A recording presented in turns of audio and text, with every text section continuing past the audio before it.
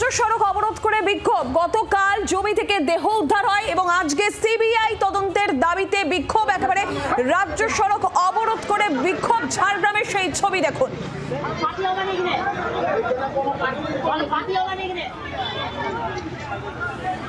গতকাল দেহ উদ্ধারের পর আজকে সিবিআই তদন্তের দাবিতে এই বিক্ষোভ।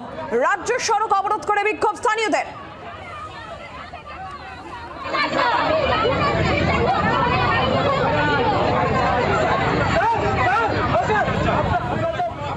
সৌরভ চৌধুরী রয়েছেন টেলিফোন লাইনের প্রতিনিধি। সৌরভ, এবার সিবিআই তদন্তের দাবি উঠছে, কি জানা যাচ্ছে? দেখো, একদমই তাই। গতকাল এই ব্যক্তির মৃতদেহ যখন উদ্ধার হয়েছিল সেই রাস্তার পাশেই, তখন তার মৃতদেহে একাধিক আঘাতের চিহ্ন ছিল। মানে এমনই সন্দেহ করা হচ্ছিল যে সেখানে অ্যাসিড ছড়ানো হয়েছে, গরম জল ছড়ানো হয়েছে এবং তারপর নৃশংসভাবে তাকে পিটিয়ে খুন করা হয়েছে। এরপরেও সকাল পর্যন্ত আজ সকাল পর্যন্ত কাউকে গ্রেপ্তার করতে না পারায় মানুষজন ক্ষুব্ধ হয়ে ওঠে। এলাকার মানুষজন, তার পরিবারের মানুষজন, আত্মীয় স্বজনরা তারা ক্ষুব্ধ হয়ে ওঠে। তারা রাজ্য সড়ক অবরোধ করেন এবং তারপরেই তারা দাবি করতে থাকেন যে রাজ্য পুলিশকে দিয়ে তারা আর এই সমস্যার সমাধান হবে না।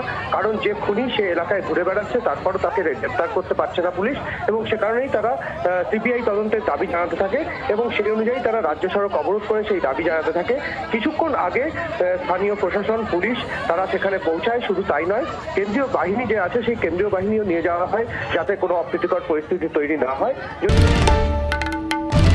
বাংলার আওয়াজ, বাঙালির আবেগ, জি 24 ঘন্টা।